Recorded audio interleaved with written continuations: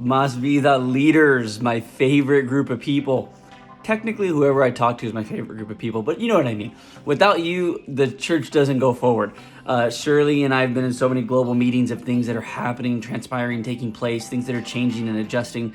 We have new families that are joining. We have new families this week that are joining. And I understand there are people that are watching this. You're watching this in 2021, and you're watching this in the future, months after we've started and things have already had legs. But for those that are watching this and you're here at the very beginning, me and Shirley are so thankful for you. We're so thankful for your life. We're so thankful for the calling of God over your life, over your families. And we're thankful that we get to love and serve the people of Orlando together. And that means everything to us. So today it was week 3.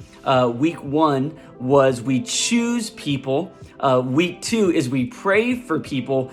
And week 3 this week is we live life with people. We share life with people. That's who God has called us to be. That's what he's called us to do. We are not called to bring a whole bunch of people into a Sunday morning church experience. We are called to be a community that's vibrant, that lives every day of the week. Because guess what? When someone gets sick, sickness doesn't ask what day it is. When someone gets divorced, divorce doesn't ask what day it is. When someone has a family member that has substance abuse problems, those problems don't ask what day it is. And for us here at MasVida Church, we never ask what day it is. We just ask God, Lord, today. Give us today. Doesn't matter what day it is. We don't ask for Monday. We ask for today. And that's the kind of leaders that we want to be. We want to be ready to react, to act on, and to love people. And it starts with obviously living life with people, sharing life with people. Galatians chapter 6 and verse 2 says, carry each other's burdens, and in this way you fulfill the law of Christ. Carry each other's burdens, and in this you fulfill the law of Christ. I love that because basically it's Jesus saying, hey, I took care of you, you take care of them. Very simple. I took care of you, you take care of them. That's the law. It's the law of love. It's the law of Christ. Doing to others, you would have them doing to you. And what did I do for you? Yeah, I died for you. I loved for you. I came back from the dead for you. And the least you could do is share the life that you have with others. And I just love that about Christ.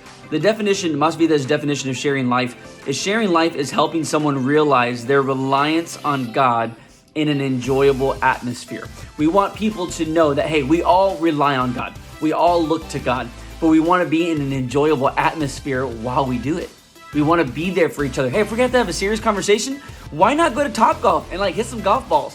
Why not go putt-putt? Well, why not go to the driving range or go to go-karts or go to a movie or go get some coffee or go get some food? We got some foodies in our leadership team. We got some people that are serious about food. And why can't we have an enjoyable experience while we experience life? Why can't we have an enjoyable experience while we experience God? I love church. I love the local church. I love live services. I love being able to come together. I love preaching the power of the cross. I love preaching God's word and the message of Jesus. But I also want to enjoy while I do it. I want to enjoy the process. I want to know that, man, when we had a good conversation about life and we were both vulnerable and we opened up our lives to each other, I want to know that the food was good. I want to know that, man, we had a memory. We had something that's going to stick out further into the future that's going to be like, man, that was so enjoyable. It makes you want to serve God. It makes you want to serve people. It makes you want to put people first. It makes you want to do things God's way. But we got to share life with one another. So today we're going to talk about 3 ways to share life. 3 ways to share life. Very simple. The first way to share life, communicate. Communicate. You have to be able to choose someone to be able to pray for someone. And if you're choosing someone and you're praying for that someone, you already know who the who is in the situation that you are communicating with. The first is texting. Texting keeps communication constant.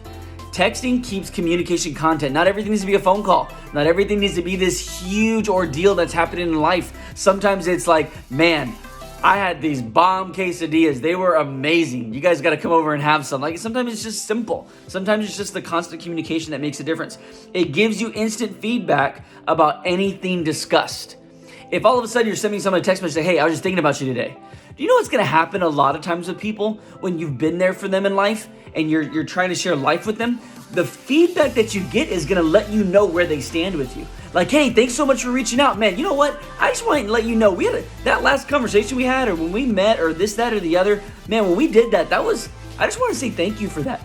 You would be surprised how many people give great feedback if we would just have the constant communication. So number one for communicating is texting. Number two, social media. It grows your influence where interest is. It grows your influence where interest is. It's not about growing followers, but it is about growing in relationship with someone that you have, that if you're following their Facebook account, their Instagram account, their Twitter, or whatever they're kind of into, if you respond in kind and you live life on their wavelength, there is something that happens when you have seen them face to face, or you've talked with them on the phone or email, or however you got in contact with them, or you work with them.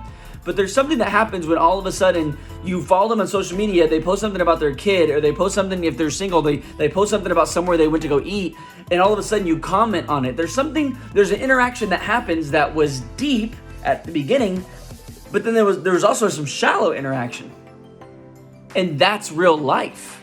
In real life, you are connected on so many different points. If you're married, if you're dating, hey, you remember on our first date, we didn't have a lot of money, so we had to go to McDonald's, and then later on, years go by in life, like, hey, do you remember our early years when we had to eat at McDonald's?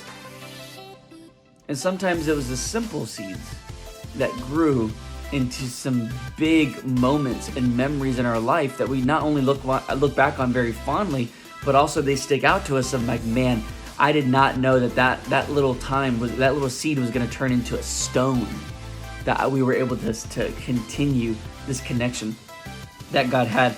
The third area for communication is texting and social media. And the third one is the depth of friendship. Depth of friendship. Through various communications, friendship is strengthened accordingly.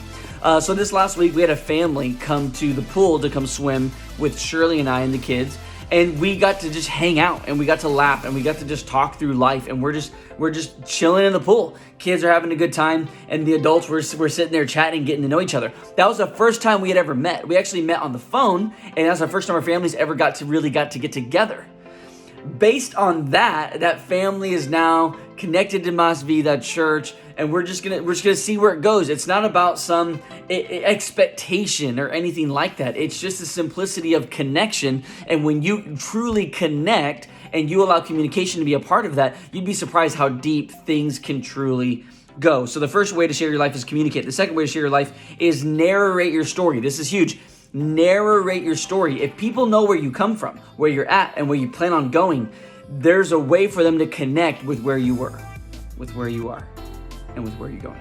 Like, hey, man, I used to be depressed. Man, I used to deal with anxiety. Hey, my marriage was on the rocks. Hey, I used to deal with substance abuse. Hey, there's no matter where you come from, narrating your story to someone, or to a family, or to a couple, it allows them to connect with who you were, which allows them to further connect with who you are. And if they connect with who you were and who you are, there's a great opportunity they're going to be able to connect with where you're going. And if where you're going is, as a leader, obviously following and doing things Jesus' way, guess where they're going to be headed? And that's what Paul says very simply, follow me as I follow Christ. Narrate your story. Invite them where you go. Invite them where you go. Invitation creates access to your personal life. When you're personal, they will become personal. If you're going to go eat, why not invite them to go eat with you?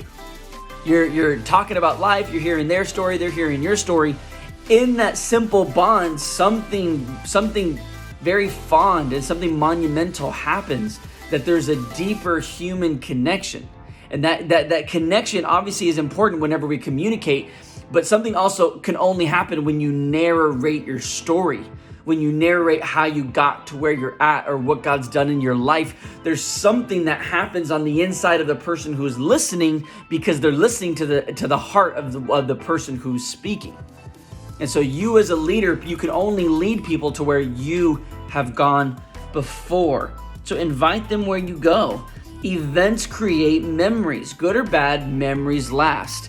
So if we work at making good memories with people, what's going to happen when their kids had a good time? You leave that family, those kids are going to talk about you. Those kids are going to talk about your marriage. They're going to talk about your family. If you're single, they're going to talk about you. If you have a sincere connection with someone and their family, what ends up happening is they will talk more about you after you leave. And if they like what they saw, if they like what they heard, if they truly felt connected to you, the entire family is going to be connected to you. Every single one of us, single or not, because all of us are, being adults, having people that we work with or we've gone to school with or live life with or what have you. Isn't it amazing that we all have friends that are married? We all have friends who have kids. Isn't it funny that when a family really likes you, that the whole family likes you? Isn't it amazing that like the kids are like, hi, and the kids like hug your knees or they say hello to you, and there's like this connection and bond that's being made. Why? Because when you live life with people, memories are formed, and memories are not quickly forgotten. Memories that are made on purpose are not quickly forgotten. Invite them where you go. Events create memories. And the last is memories lead to friendship. Memories can lead to inside jokes that build a foundation. Memories make you part of the person's past, present, and future. My best friend, if I was like 16, he was like 17, and we were writing back and forth back in the day on the back of an offering envelope during church, and we're just chatting and just being silly, whatever. And he's asking me about college. I'm asking him about college, and he goes, "Hey, where are you gonna go to college at?" Right? Back in the day, no cell phones, no texting. There's literally pen and paper. And he writes me that, and he hands me the note back during the sermon, and I just wrote F-U, the letters F-U. And he's like, and he starts laughing in church. We're both pastors today, years later, now 20 something years after that story. We've been best friends for like 24, 25 years, but like 22 years after this story, 20 years after that story, if I tell him, "Hey, do you remember what I wrote you when you asked me where I was going to go to college? What did I write?" He'd be like, "You wrote F-U, dude, that was so funny." Inside jokes, inside stories provide inside memories.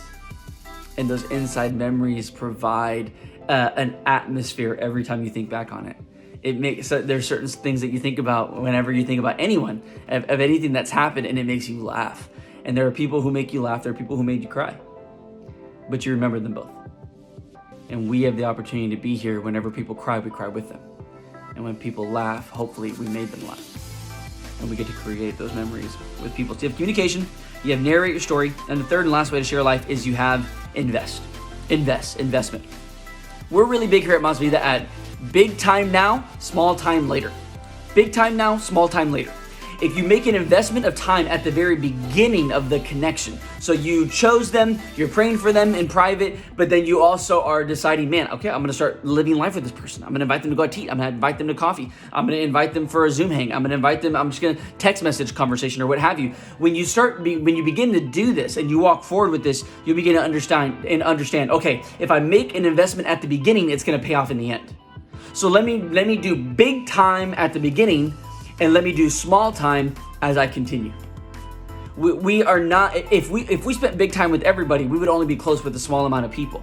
But as leaders, we've been called to affect everybody that God brings our way. Every single person. Mailman, one-time Amazon Prime delivery person, pizza delivery guy. Whatever it is, we are called to infect every single person that comes our way. We're to be infectious with the joy of God, with the atmosphere of just enjoying one another's company and being who God has called us to be.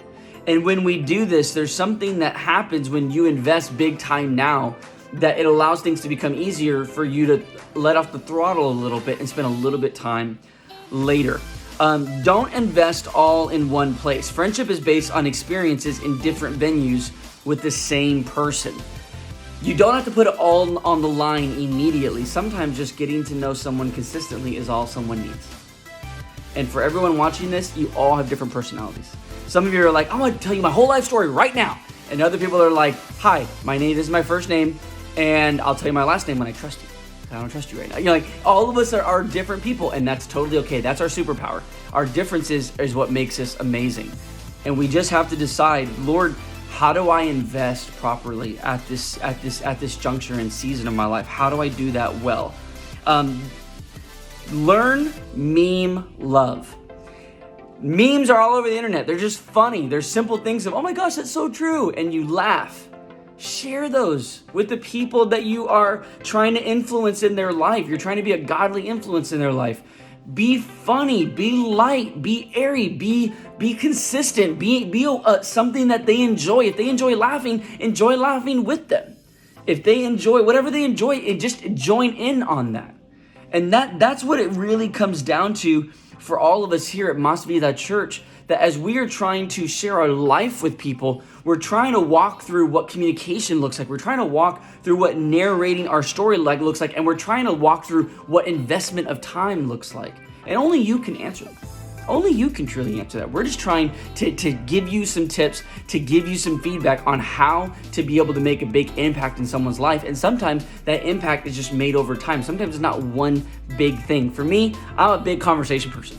And for those of you who are watching, you're probably laughing because as soon as we talk, I'm like, have you been divorced? Have you been married? Have you lost a parent? Or do you have both parents in your life? Are you close with your dad? Like I go for the jugular because that's who I am. That's just like who I am. My authenticity is not based on doing big things all the time. My authenticity is being myself all the time. And if we're able to connect by being truly ourselves, we can't fail. We can't miss. John chapter 13, verse 34, and we're done, and 35. John 13, 34, a new command I give you, love one another as I love you. So you must love one another. By this, everyone will know that you are my disciples, if you love one another. We are called to love. We are called to spend time with people. We are called to pray with people, and we are called to choose people. And so for week 3, this is our ability to be able to truly connect with people with where they're at because of what God has done in our life. We love you. We'll see you next week.